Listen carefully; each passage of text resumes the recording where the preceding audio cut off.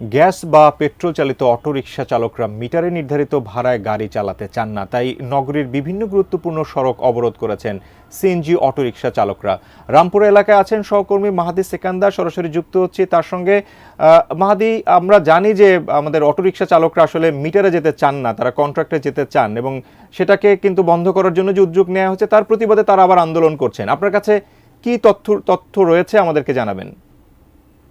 রামপুরা যে সড়কটি রয়েছে বাড্ডা রামপুরা সড়ক, এই সড়কে সিএনজি চালিত যারা আছেন, সিএনজি অটো, এখানে যারা গ্যাস সহ পেট্রোলে সিএনজি চালান এবং এখানকার যারা চালকরা আছেন তারা কিন্তু এই সড়ক অবরোধ করে রেখেছেন এবং এখানে তাদের যে মূল দাবি সেটি হলো বৃহস্পতিবার বিআরটিএ থেকে যে মিটারে সিএনজি চালানোর যে বিষয়টি জারি করা হয়েছে একটি আদেশ, সেই আদেশের মাধ্যমে এখানে মিটারে চলবে, কিন্তু সিএনজি চালক যারা আছেন তারা বলছেন যে মিটারে আমরা যদি সেই নির্দেশনা মেনে চালাই সেক্ষেত্রে যে জরিমানার বিষয়টি আছে যে 50,000 টাকা পর্যন্ত জরিমানা করা হবে আইন না মানলে। সেটি একটি অনেক বেশি বড় জরিমানা, যেহেতু তারা এখানে সাধারণত প্রতিদিন তাদের যে ইনকাম থাকে সেই ইনকাম অনুযায়ী আনুপাতিক হারে এর মাত্রাটা অনেক বেশি।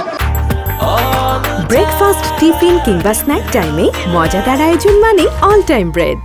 আরেকটি বিষয় তারা বলছেন যে মিটারে যদি গাড়ি চালানো হয় সেক্ষেত্রে মিটারে 15 বছর আগেও যে ভাড়া নির্ধারণ করা হয়েছিল প্রতি কিলোমিটারে সেই একই ভাড়া কিন্তু এখনও চলছে। সেই জায়গায় পরিবর্তনের সময় উপযোগী যে ভাড়া নির্ধারণের বিষয়টি আছে সে বিষয় নিয়ে তারা দাবি তুলেছেন এবং একসাথে ঢাকার বাইরেও বিভিন্ন যেমন গাজীপুর, নারায়ণগঞ্জ সহ অন্যান্য এলাকায়ও যে সকল সিএনজি চলে সেই সিএনজিও ঢাকার অভ্যন্তরে প্রবেশ করে এবং প্রবেশ করে তারাও কিন্তু এখানে বৈষম্যের শিকার হন, অর্থাৎ ঢাকার যারা আছেন তারাও এখানে গাড়ি চালান এবং যাদের এখানে চালানোর লাইসেন্স নেই তারাও কিন্তু এই গাড়ি চালান এবং দেখতে পাচ্ছি এখানে পুলিশের যারা আছেন তারা এখানে আশ্বস্ত করার চেষ্টা করছেন এবং তারা এখানে যারা সিএনজি চালকরা অবরোধ করে রেখেছেন এই সড়কটি তাদের থেকে সরে দেওয়ার আহ্বান আমি একটু জানানোর চেষ্টা করব। আপনারা এখানে পুলিশের ঊর্ধ্বতন যা আছে বিআরটিএর পক্ষ থেকে সিদ্ধান্ত দেওয়া হচ্ছে, সেই সিদ্ধান্তটা আমরা ট্রাফিকের মাধ্যমে সিএনজি যারা চালান তাদেরকে আমরা পৌঁছে দিচ্ছি যে এ ধরনের কোনো সমস্যা হবে না এবং কোনো ধরনের মামলা হবে না এই সংক্রান্তে। সড়ক ছেড়ে দিতে বললেন তাদেরকে, এখন তারা কি বলছে সড়ক ছাড়বে কিনা? তারা এই মুহূর্তে বলেছে তারা সড়ক ছেড়ে দিবে এবং স্বাভাবিক যান চলাচল করবে এবং তাদের যারা নেতা রয়েছেন বা যারা এখানে নেতৃত্ব দিচ্ছিলেন তারা আমাদেরকে এটা নিশ্চিত করেছেন। কিন্তু আমি কথা বললাম, তারা বললেন যে লিখিত কোনো বিষয় কিংবা আশ্বাসের যে জায়গা সেটা চূড়ান্ত না হলে তারা ছাড়বেন না, এমন না, এ ধরনের কথা হয়নি। যারা আমার সাথে এই মুহূর্তে কথা বলেছেন তারা বলেছেন যে রাস্তা ছেড়ে দিবেন, আর এই জিনিসটা যেহেতু অলরেডি সরকারের পক্ষ থেকে আদেশ জারি করা হয়েছে সেক্ষেত্রে তখন থেকে বাতিল, আগের যে অর্ডারটি তখন থেকে বাতিল হয়ে যায় এবং চিঠিতে বলা আছে যে আগের যে অর্ডারটি সেটি বাতিল করা হলো।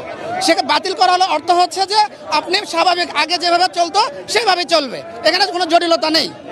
যেমনটি শুনছিলেন আসলে মিটারের যে সমস্যা সংক্রান্ত যে আন্দোলন, এই আন্দোলনের বিষয়ে এখানে পুলিশের ঊর্ধ্বতন কর্মকর্তারা আশ্বস্ত করার পর এখন কিন্তু এখানে তারা আনন্দ উচ্ছ্বাসের যে বিষয়টি আছে সিএনজি চালকদের তারা সেটি করছেন এবং একই সাথে কিন্তু এখানে অবরোধ তুলে নেওয়ার যে বিষয়টি পুলিশের পক্ষ থেকে জানানো হয়েছে যে এখানে যারা সিএনজি চালকরা আছেন তারা অবরোধ তুলে নেবেন। তো সবকিছু মিলে পরবর্তী সংবাদে আরও বিস্তারিত জানাতে পারবো আসলে সেই দাবি তারা মানছেন কিনা, অবরোধ তুলে নেবেন কিনা। তবে এই মুহূর্তে তারা করতালির মাধ্যমে পুলিশের যে পক্ষ থেকে যেটি জানানো হয়েছে সিদ্ধান্তকে সাধুবাদ জানাচ্ছেন। তো সাকুর, এই ছিল আমার কাছে রামপুরা বাড্ডা সড়ক থেকে সিএনজি চালকদের সড়ক অবরোধ নিয়ে সর্বশেষ। সাকুর।